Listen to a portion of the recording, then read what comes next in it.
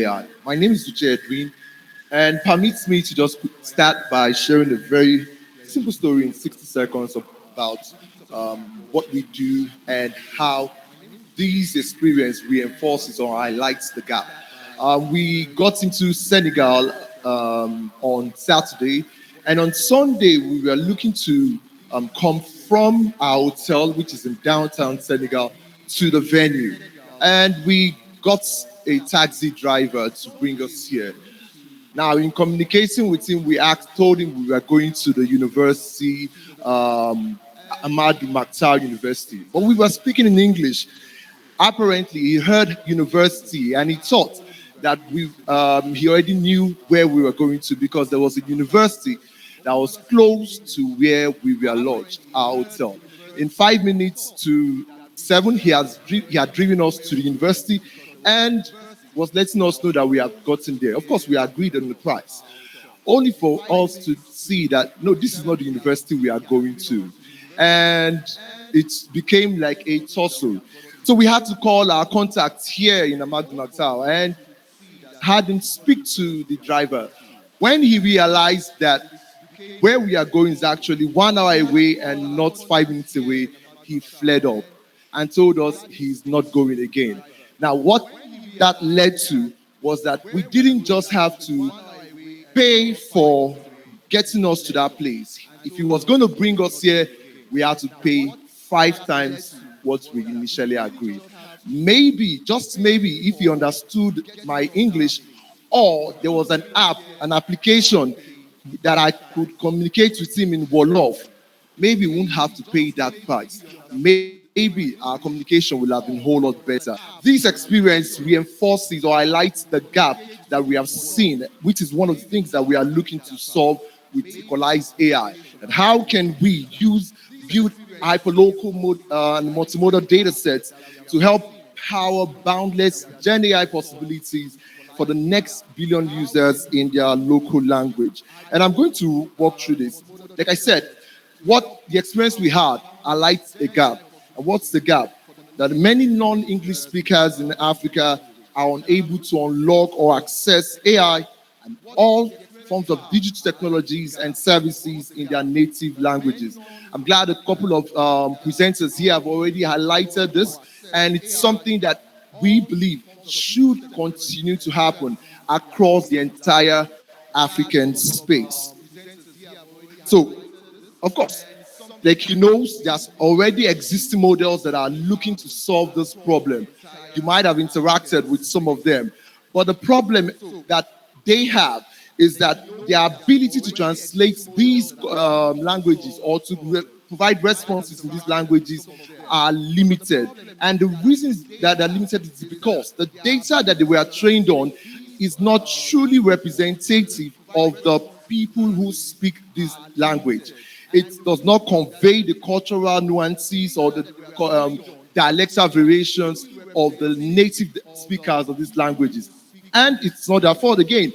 That data does not exist. They've scraped what is available on the internet, which is not contextual. And so we are saying the growing need, right? Users across Africa cannot access or interact with essential services.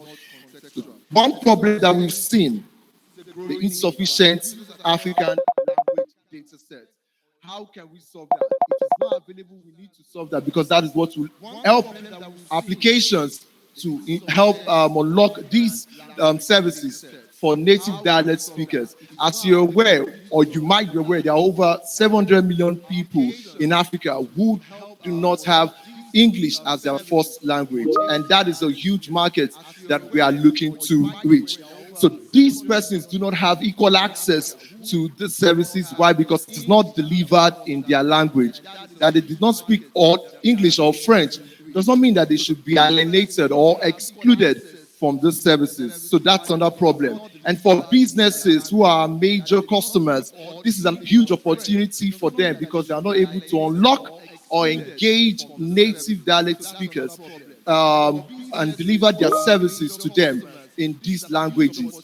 Only English or French, which are well documented, exist. So we're saying, first, let's start from the ground line. Let's start from the baseline. The data that we need to build these large language models, that is what we are starting with. So we have developed a platform and an inclusive approach to collecting these data by engaging these speakers of the language where they live, collecting their conversations, right, in a way that all of this data is truly representative of how they use this language on a daily basis. So it conveys their dialectal variations, it conveys their contextual usage, and it also conveys their cultural nuances in using this data. So that's essentially what we are starting with, collecting this data to ensure that we can build truly inclusive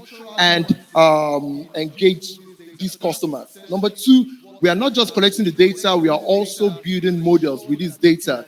The models that we are building is being built by Africans.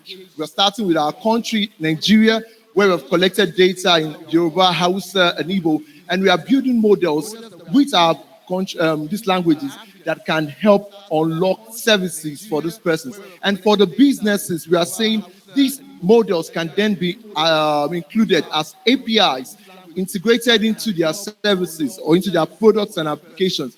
And then these services can be assessed by the native dialect speakers in their languages. Again, like my taxi driver, hopefully will be able to access services in Wolof. And that's essentially what we are all about in Equalyz AI. We believe that if we do all of these three things that we said we want to do, right, we will be able to create equal access, which is the core of what we're doing, equal access to diverse services, diverse opportunities for non-English speakers, or as we are here, non-French speakers, right, in their native dialects. And I mean, they can make use of these opportunities to advance the course of their life. So we are currently at the exhibition booth, and part of the reason why we are here at Indaba is to engage more people around the African space.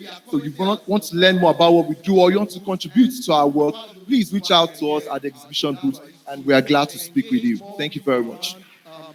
Thank you, my brother. Thank you, Oga. I don't know how to say thank you in Yoruba, but I think I'll learn because we said we are starting where? Bottom up. Next, we have Grace.